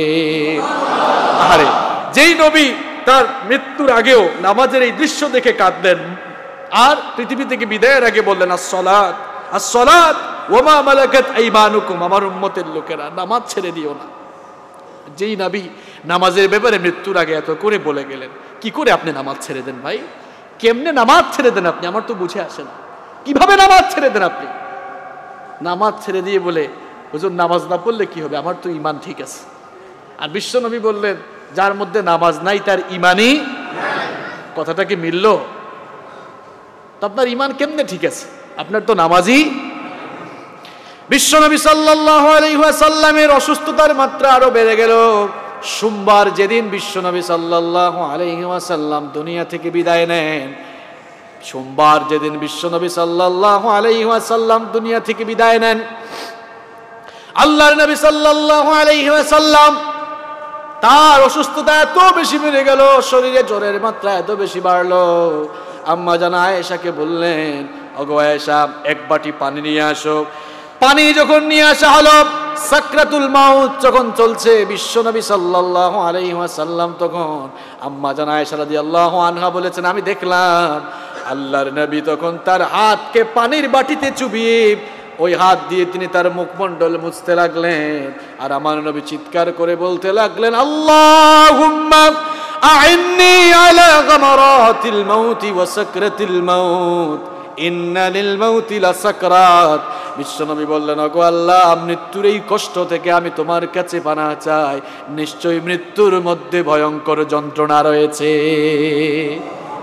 কিসসা শুনিয়েছি আপনাকে আমি, সরাসরি হাদিস থেকে শুনেছি। আরে রাহমাতাল লিল আলামিন, মৃত্যু যন্ত্রণা থেকে পানাহ চান। আপনার তো মনের ভেতরে মৃত্যুর কোনো ভয় নাই, কত আকাম কুকাম আপনি করে বেড়ান, মৃত্যুর কোনো ভয় নাই আপনার মধ্যে। এই মৃত্যুর যন্ত্রণা আমার আপনার কাছে আসবে কিনা? বিশ্বনবী সাল্লাল্লাহু আলাইহি ওয়াসাল্লামের কষ্ট দেখে বিশ্বনবী সাল্লাল্লাহু আলাইহি ওয়াসাল্লামের কলিজার টুকরা মেয়ে ফাতেমা রাদিয়াল্লাহু আনহা বাচ্চাদের মতো চিৎকার করে কান্না শুরু করলেন।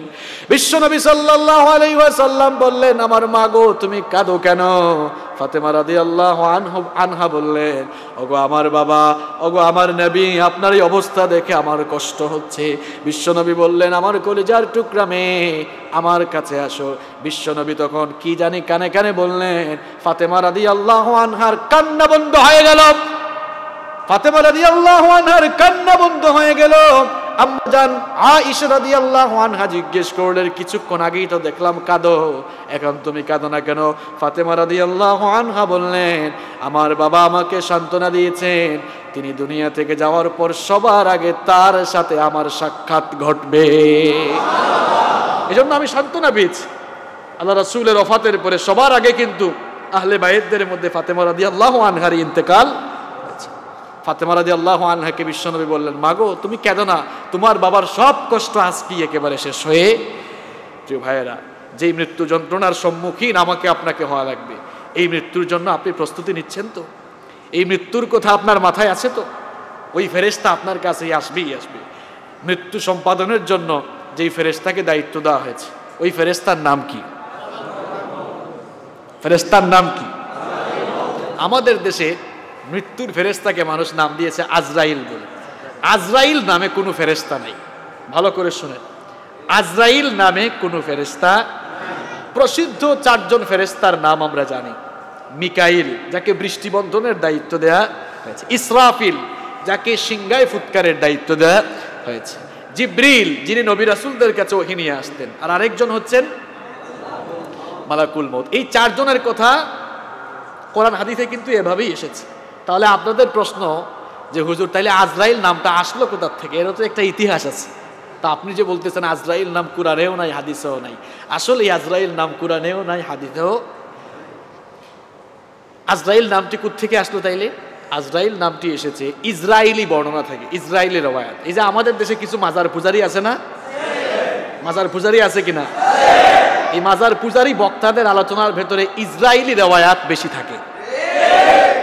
ইসরায়েলি রওয়ায়াত আহলে সুন্নাত ওয়াল জামাআতের আকীদা হচ্ছে ইসরায়েলি বর্ণনা। যদি ইসরায়েলি বর্ণনা কি, আবার আপনারা অনেকে বুঝবেন না, একটু ব্যাখ্যা করে দিই। ইসরায়েলি রওয়ায়াত হচ্ছে আহলে কিতাব এবং খ্রিস্টানদের যে সমস্ত কিতাব বা তাদের যে সকল পণ্ডিত আছেন তাদের কাছ থেকে আসা বর্ণনা। এবার বুঝতে পেরেছেন ইসরায়েলি বর্ণনা কি? তো ইসরায়েলি বর্ণনার সাথে যদি কোরআন হাদিসের মিল থাকে তাহলে ইসলামিক স্কলার গবেষকদের অভিমত হচ্ছে সেই সকল ইসরায়েলি রওয়ায়াত গ্রহণ করা যাবে, বর্ণনা করা যাবে, কোনো অসুবিধা নাই। কিন্তু ইসরায়েলি রওয়ায়াত বা ইসরায়েলি বর্ণনার সাথে যদি কোরআন হাদিসের সামঞ্জস্য না থাকে, মিল না থাকে, তাহলে সেটা বর্ণনা করা যাবে না। তাহলে বলুন তো কোরআন হাদিসের কোনো জায়গায় মৃত্যুর ফেরেশতার নাম কি আজরাইল আছে? যেহেতু মিলে নাই, সুতরাং এই বর্ণনা গ্রহণযোগ্য। দেখেন মৃত্যুর ফেরেশতার নাম কি কোরআনে কারীমে আল্লাহ বলছেন। কোরআনে কারীমের 32 নম্বর সূরা সূরাতুস সাজদা এর 11 নম্বর আয়াতে আল্লাহ পাক সুন্দর করে বলছেন, কুল ইয়াতাওয়াফাকুম মালাকুল মাউতিল্লাযী ওয়াক্কিলা বিকুম সুম্মা ইলা রাব্বিকুম তুরজাউন। আল্লাহ তাআলা বলছেন তোমাদের মৃত্যু যেই ফেরেশতা সম্পাদন করবেন সেই ফেরেশতার নাম হচ্ছে মালাকুল মউত। তাহলে যেই ফেরেশতার নাম আল্লাহ নিজে দিলেন মালাকুল মউত, এটা আপনি আজরাইল কোথায় পেয়েছেন? তাহলে আজকে থেকে আমরা আজরাইল বলবো না মালাকুল মউত বলবো? এই মালাকুল মউত শুধু মানুষ না, জিন না, সকল প্রাণী এমনকি ফেরেশতা, অন্যান্য ফেরেশতাদের জানও সে কবজ করবে। তা আপনাদের মনের মধ্যে একটা প্রশ্ন আসতেছে, হুজুর তাইলে মালাকুল মউতের জান কে কবজ করবে? তাই না? মালাকুল মউত যদি সবার জান কবজ করে তাহলে মালাকুল মউতের জান কে কবজ করবে? তাই না? এবার শুনেন মালাকুল মউতের জান কিভাবে কবজ করা হবে। ইসরাফিল আলাইহিস সালামের সিংহার ফুৎকারের পর কিয়ামতের ঘটনা যখন সংগঠিত হয়ে যাবে, মালাকুল মউতকে আল্লাহ অর্ডার করবেন আমার সকল ফেরেশতাদের রূহ কবজ করো, 4 জন ছাড়া, জিব্রিল, মিকাইল, ইসরাফিল আর তুমি ছাড়া বাকি সবার জান কবজ করে ফেলো। মালাকুল মউত তখন এই 4 জন ছাড়া সবার জানে কবজ করে ফেলবে। আল্লাহ পাক তখন মালাকুল মউতকে বলবেন মাম বাকিয়া, কে বাকি আছে? আর মালাকুল মউত তখন বলবে ওগো আল্লাহ আপনি ছাড়া, আমি ছাড়া, মিকাইল, ইসরাফিল আর জিব্রিল ছাড়া কেউ বাকি নাই। আল্লাহ পাক বলবেন মিকাইল, ইসরাফিল আর জিব্রিলের রূহটাও কবজ করে আসো যাও। মালাকুল মউত এবার এই 3 জনের রূহটাও কবজ করবেন। আল্লাহ পাক তখন বলবেন ওগো মালাকুল মউত মাম বাকিয়া, আর কে বাকি আছে বলো। মালাকুল মউত তখন বলবে ওগো আল্লাহ এখন আর কেউ বাকি নাই, তুমি আর আমি ছাড়া। আল্লাহ পাক তখন বলবেন তোর জান তুই নিজেই কবজ করে এবার তোর দায়িত্ব সম্পাদন কর, তোর দায়িত্ব শেষ কর। মুত ইয়া মালাকুল মউত, মুত ইয়া মালাকুল মউত। এবার তোর নিজের রূহ নিজেই কবজ করে তোর দায়িত্ব শেষ কর। মালাকুল মউত সেদিন বুঝবে মৃত্যুর যন্ত্রণা কারে কয়। সারা জীবন তো সে মানুষের জান কবজ করেছে, সব প্রাণীর জান কবজ করেছে, আর জান কবজের সময় কি কষ্ট হয় সেটা কি মালাকুল মউত দেখে নাই? দেখে নাই? এই কথা শোনা মাত্রই ভীত সন্ত্রস্ত হয়ে যাবে। আল্লাহ পাক বলবেন জান্নাত আর জাহান্নামের মাঝখানে আরাফ নামক জায়গায় চলে যাও। জান্নাত আর জাহান্নামের মাঝখানে আল আরাফ নামক একটা জায়গা আছে, সেখানে গিয়ে মালাকুল মউত বিকট একটি চিৎকার দিবে। ওই চিৎকার যদি দুনিয়ার মানুষগুলো শুনতো তাদের হৃদয় বিদীর্ণ হয়ে কানের পর্দা ফেটে গিয়ে মানুষ মরে যেত। আল্লাহু আকবার! এমন বিকট আওয়াজ দিয়ে মালাকুল মউত শেষ হয়ে যাবে। কেউ মৃত্যুর হাত থেকে বাঁচতে পারবে? এমনকি মৃত্যুর দায়িত্ব যাকে দেওয়া হয়েছে সেও মৃত্যুর হাত থেকে রেহাই পাবে না। কষ্ট হচ্ছে আপনাদের? অনেক সময় হয়ে গেছে তো, কষ্ট হচ্ছে না? 15-20 মিনিট থাকা যাবে না? সম্মানিত ভাই, এবার আসেন যে কার মৃত্যু কিরকম হবে। মৃত্যু যন্ত্রণা সাধারণত 3 ধরনের হয়। মৃত্যুর যন্ত্রণা কয় ধরনের শুনতেছেন আপনারা? আলোচনার মূল কথাগুলো তো আমি এখন বলবো, এখন যদি মনোযোগ অন্যদিকে চলে যায় তাহলে তো হবে না। মৃত্যুর যন্ত্রণা কয় ধরনের হবে?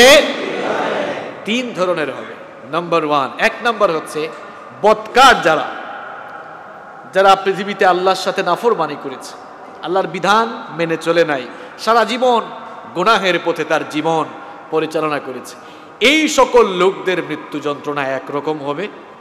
আর নাম্বার 2 নাম্বার হচ্ছে নেককার যারা, যারা সারা জীবন আল্লাহ তাআলার বিধান মেনে চলেছে, নেককার বান্দা যারা, এদের মৃত্যু যন্ত্রণা আরেক রকম হবে। তাহলে বদকারদের মৃত্যু যন্ত্রণা একরকম, নেককারদের মৃত্যু যন্ত্রণা।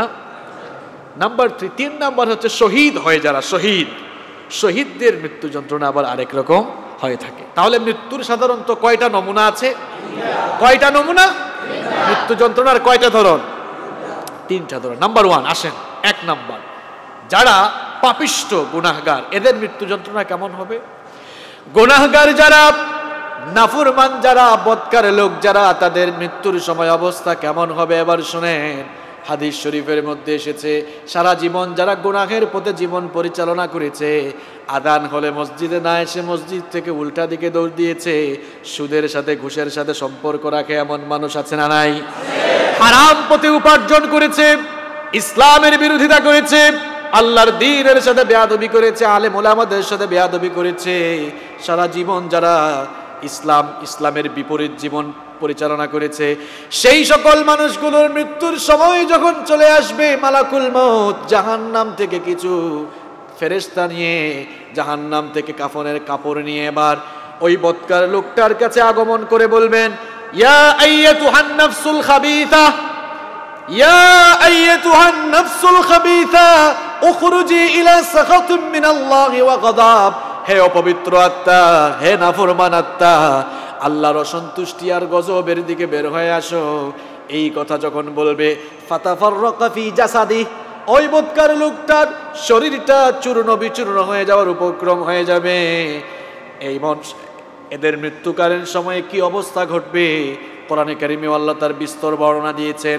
কোরআনে কারীমের 16 নম্বর সূরা সূরাতুন নাহালের 28 নম্বর আয়াতে আল্লাহ পাক বলছেন, আল্লাযীনা তাতাওয়াফফাহুমুল মালাঈকাতু যালিমি আনফুসিহিম ফাআলকাউস সালামা মা কুন্না না'মালু মিন সু বালা ইন্নাল্লাহা আলীমুম বিমা কুনতুম তা'মালুন। আল্লাহ পাক বলেন, নিজের উপরে জুলুম করা অবস্থায়, গুনাহ করা অবস্থায় যারা দুনিয়া থেকে বিদায় নেয়, মৃত্যুর ফেরেশতারা তাদের কাছে আগমন যখন করে, তখন এই পাপী লোকটা বলে, কেন আমাদেরকে এত কষ্ট দিয়ে দিয়ে আমার জানটা বের করছো? আমি তো কোনো খারাপ কাজ করি নাই। আপনি খারাপ কাজ করেছেন না ভালো কাজ করেছেন সেটা জানেন কে? আল্লাহ পাক বলেন, মৃত্যুর ফেরেশতা তখন ওই পাপিষ্ঠকে এত কষ্ট দিয়ে তার রূহটা কবজ করবে। কোরআনে কারীমের 8 নম্বর সূরা সূরাতুল আনফালের 50 নম্বর আয়াতে আল্লাহ পাক বলছেন, ওয়ালাউ তারা ইয ইয়াতাওয়াফফাল্লাযীনা কাফারুল মালাঈকাতু ইয়াদরিবুনা ওয়ুজুহাহুম ওয়া আদবারহুম ওয়া যুকু আযাবাল হারিক। আল্লাহ পাক বলেন, ফেরেশতা তখন তার মুখের উপরে আঘাত করবে। মানুষের আঘাত আর ফেরেশতার আঘাত সমান না? ফেরেশতা তখন মুখের উপরে আঘাত করবে, পশ্চাতে আঘাত করবে। মৃত্যুর সময় যখন আসবে, ওই বদকার লোকদের রূহ কবচের প্রক্রিয়া শুরু হবে। ফেরেশতা গিয়ে পায়ের গোড়ালির কাছে চাপ মারবে, রূহ গিয়ে চামড়ার নিচে লুকাবে। ফেরেশতা সেখানেও চাপ দিবে, এবার রূহ গিয়ে লুমের নিচে লুকাবে। ফেরেশতা এরকম চাপতে চাপতে এত কষ্ট দিয়ে দিয়ে ওই বদকার লোকটার রূহটা কবচ করবে। কোন বর্ণনা এসেছে ভেজা পশম থেকে বাঁকা কাটা বিশিষ্ট লোহাকে টেনে বের করলে ওই লোকটার যেমন কষ্ট হবে এর চাইতে আরো বেশি কষ্ট যন্ত্রণা সে তখন অনুভব করতে থাকবে। ফেরেশতা তখন বলবে, নাফরমান, গুনাহগার, পাপিষ্ঠ, বেঈমান, বাসিতু আইদিহিম আখরিজু আনফুসাকুম আখরিজু আনফুসাকুম, আজ তোর হাত দিয়ে তুই নিজের তোর জান বের করে নে। ফেরেশতা এরকম কষ্ট দিয়ে দিয়ে প্রাণটা যখন একেবারে গলার কাছে নিয়ে আসবে, অসহায় মৃত্যু পথযাত্রী লোকটা দেখবে তার আশেপাশে অনেকেই বসে আছে, কিন্তু কেউ তাকে বাঁচাতে পারছে, কেউ বাঁচাতে পারবে? কোরআনে কারীমে আল্লাহ পাক বলছেন, ফালাউলা ইযা বালাগাতিল হুলকুম ওয়া আনতুম হিনা ইযিন তানজুরুন ওয়া নাহনু আকরাবু ইলাইহি মিনকুম ওয়ালাকিন লা তুবসিরুন। আল্লাহ পাক বলেন, কখনো নয়। ফেরেশতা যখন রূহটাকে একেবারে গলার কাছে নিয়ে আসবে, রূহ যখন গলা পর্যন্ত একেবারে চলে আসবে, ওয়া আনতুম হিনা ইযিন তানজুরুন, পাশে থাকা তোমরা সবাই অসহায়ের মতো তাকাতে থাকো, অসহায়ের মতো তোমরা তাকাতেই থাকো, আর তোমরা মনে করো মৃত্যু পথযাত্রী লোকটার সবচেয়ে কাছেই তোমরা আছো। কিন্তু আমি বলছি শোনো, ওয়া নাহনু আকরাবু ইলাইহি মিনকুম ওয়ালাকিন লা তুবসিরুন, তোমরা তার যতটা না কাছে থাকো আমি তার চাইতে আরো বেশি ওই লোকটার কাছে থাকি। আল্লাহু আকবার। ওয়ালাকিন লা তুবসিরুন, কিন্তু তোমাদের চর্মচক্ষু দিয়ে তোমরা তা দেখতে পাও, এত ক্ষমতা তোমার। আল্লাহ তাআলা বলছেন, ফালাউলা ইন কুনতুম গায়রা মাদিনিন তারজিউনাহা ইন কুনতুম সাদিকিন, সাহস থাকলে, ক্ষমতা থাকলে এই যে গলা পর্যন্ত চলে আসার রূহকে কেউ আটকাতে পারবে? মৃত্যু পথযাত্রী লোকটাও বুঝতে পারে, গুনাহগার ওই পাপিষ্ঠ নাফরমান জাহান্নামী লোকটা বুঝতে পারে আজ আমাকে আর কেউ বাঁচাতে পারবে না। পায়ের গোছাটা সে ছেড়ে দেয়, গোছাগুলো একত্রিত করে ফেলে। আল্লাহ পাক বলেন, কাল্লা ইযা বালাগাতিত التراقي وقيل من راق وظن أنه الفراق والتفت الساق بالساق إلى ربك يومئذ المساق। আল্লাহ পাক বলেন, কখনো নয়, কেউ তোমাকে আটকাতে পারবে না, কেউ রক্ষা করতে পারবে না। মৃত্যু পথযাত্রী লোকটা তখন পায়ের গোছা উন্মোচিত করে ফেলে, পায়ের গোছাগুলো ঠিক করে দেয়। সেও বুঝতে পারে আজকে রবের সাথে সাক্ষাৎ করার দিন, আজকে রবের সাথে সাক্ষাৎ করার। মৃত্যুর ফেরেশতা এই বৎকারকে এমন করে কষ্ট দিয়ে দিয়ে তার জানটাকে যখন কবজ করবে, জাহান্নাম থেকে আনা কাফনের কাপড়ে রূহটাকে মরিয়ে এবার ফেরেশতারা আকাশের পারে রওনা করবে। প্রথম আকাশে যাওয়ার পর আকাশের ফেরেশতার কাছে অনুমতি চাওয়া হবে, আকাশের দরজা খুলে দাও, অমুক ব্যক্তির রূহটা নিয়ে এসেছি। তারা তখন বলবে, আকাশের ফেরেশতা তখন বলবে, ওই নিকৃষ্ট লোকটার রূহকে উপরের দিকে নিয়ে যাওয়ার জন্য কোনো অনুমতি দেওয়া হবে না। তখন তাকে সজোরে ধাক্কা দিয়ে একেবারে তার রূহটাকে সিজ্জিনের মধ্যে নিক্ষেপ করা হবে। সিজ্জিন হচ্ছে সেই জায়গা যেখানে জাহান্নামী পাপীদের রূহকে সংরক্ষণ করে। আর যারা নেককার তাদের মৃত্যুকালের সময় অবস্থা কি হবে? নেককার যারা সারা জীবন যারা আল্লাহর গোলামি করেছে, আল্লাহর বন্দেগী করেছে, আল্লাহর দাসত্ব করেছে, আদান হয়ে গেলে এই মসজিদের দিকে চলে আসে, এমন কিছু নামাজি পাগল, এমন কিছু নামাজ পাগল মুসলমান আছে না নাই? আদান হয়ে গেলে এই মসজিদের দিকে দৌড়ায়, মা বাবার খেদমত করে, রাতের বেলা আরামের ঘুমটা বাদ দিয়ে তাহাজ্জুদের নামাজ আদায় করে, আল্লাহর দিন কায়েমের আন্দোলন করে, আল্লাহর দিনের পথে তার জান মাল উৎসর্গ করে দেয়। সারা জীবন যারা কোরআন অনুযায়ী, ইসলাম অনুযায়ী জীবন পরিচালনা করবে, এই সকল মানুষদের মৃত্যুর সময় যখন চলে আসবে, ফেরেশতা, মৃত্যুর ফেরেশতা তখন জান্নাত থেকে একদল ফেরেশতা নিয়ে আগমন করে ওই লোকটার চারপাশে এসে লোকটাকে আগে সালাম দিবে। বৎকারকে সালাম দিবে, কিন্তু নেককার লোককে আগেই সালাম দিবে। কোরআনে কারীমের 16 নম্বর সূরা সূরাতুন নাহলের 32 নম্বর আয়াতে আল্লাহ তাআলা বলছেন, আল্লাযীনা তাতাওয়াফাহুমুল মালাইকাতু তাইয়্যিবিনা ইয়াকুলুনা সালামুন আলাইকুম উদখুলুল জান্নাতা বিমা কুনতুম তা'মালুন। আল্লাহ পাক বলেন, এই পবিত্র লোকদের, মৃত্যুর সময় যখন এসে যায় নেককার লোকদেরকে এসে ফেরেশতারা সালাম দিয়ে জান্নাতের সুসংবাদ দিতে থাকে। কোরআনে কারীমের 41 নম্বর সূরা সূরা হামিম আস-সাজদা এর 30 নম্বর আয়াতে আল্লাহ পাক আরো সুন্দর করে বলছেন, ইন্নাল্লাযীনা ক্বালু রাব্বুনাল্লাহু সুম্মা ইসতাকামু তাতানাজ্জালু আলাইহিমুল মালাইকা আল্লা তাখাফু ওয়া লা তাহজানু ওয়া আবশিরু বিল জান্নাতিল্লাতী কুনতুম তুআদুন। ফেরেশতারা আরো বলে, আল্লাহ পাক বলেন, যারা বলে আল্লাহ আমাদের রব, আর ওই রবের পথে যারা অবিচল থাকে, অটল থাকে, রবের পথে যারা তাদের জীবনকে পরিচালনা করে, ফেরেশতারা মৃত্যুর সময় এসে বলে, আল্লাহ তাখাফু ওয়া লা তাহজানু, ও আল্লাহর বান্দা তোমার জন্য কোনো ভয় নাই, তোমার জন্য কোনো চিন্তা নাই, ওয়া আবশিরু বিল জান্নাতিল্লাতী কুনতুম তুআদুন, তোমার জন্য আল্লাহ যে জান্নাতের ওয়াদা দিয়েছেন, ওই জান্নাতে যাওয়ার জন্য সুসংবাদ গ্রহণ করো। মৃত্যুর ফেরেশতা এসে আপনাকে সালাম জানাবে, সালাম জানিয়ে বলবে, ইয়া আইয়ুহান নাফসুত তাইয়্যিবা উখরুজি ইলা মাগফিরাতিন মিনাল্লাহি ওয়া রিদওয়ান। হে পবিত্র আল্লাহ, হে পবিত্র আত্মা, হে সম্মানিত আত্মা, সালাম তোমাকে, আল্লাহর ক্ষমা সন্তুষ্টি, আল্লাহর ক্ষমা আর সন্তুষ্টির দিকে বেরিয়ে আসো। ওই লোকটার রূহ তখন এমন ভাবে বের হয়ে যাবে, বিশ্বনবী এই লোকটার রূহটা তখন এত সহজ করে বের হয়ে যাবে। ছোট্ট বাচ্চা, ছোট্ট শিশুরা যেমন মায়ের বুকে মায়ের কুলে গিয়ে দুধ পান করে করে আরাম করে ঘুমিয়ে যায়, ওই নেককার মানুষগুলো ফেরেশতা যখন জান্নাতের দৃশ্য চোখের সামনে তুলে ধরবে, জান্নাতের দৃশ্যগুলো দেখতে দেখতে আরাম করে ঘুমিয়ে যাবে। এবার ফেরেশতারা ওই নেককার লোকটার রূহটাকে জান্নাতি কাফনের কাপড়ে মুড়াবে, আকাশের পানে রওনা করবে। আকাশের দিকে রওনা করার পর, প্রথম আসমানে যাওয়ার পর আকাশের দরজা খোলার জন্য অনুমতি চাওয়া হবে। ফেরেশতারা বলবে, কার রূহ নিয়ে এসেছো? কারণ ওই লোকটার রূহ থেকে আর কাফনের কাপড় থেকে মেশকের চাইতেও আরো পবিত্র সুগন্ধি বের হতে থাকবে। এত সুগন্ধিযুক্ত আত্মা কোথা থেকে নিয়ে এসেছো? মালাকুল মাউত পরিচয় করিয়ে দিবেন, ওই যে বাংলাদেশের পাহাড়তলির অমুক বান্দা, সুবহানাল্লাহ পড়েন, পরিচয় করিয়ে দিবে।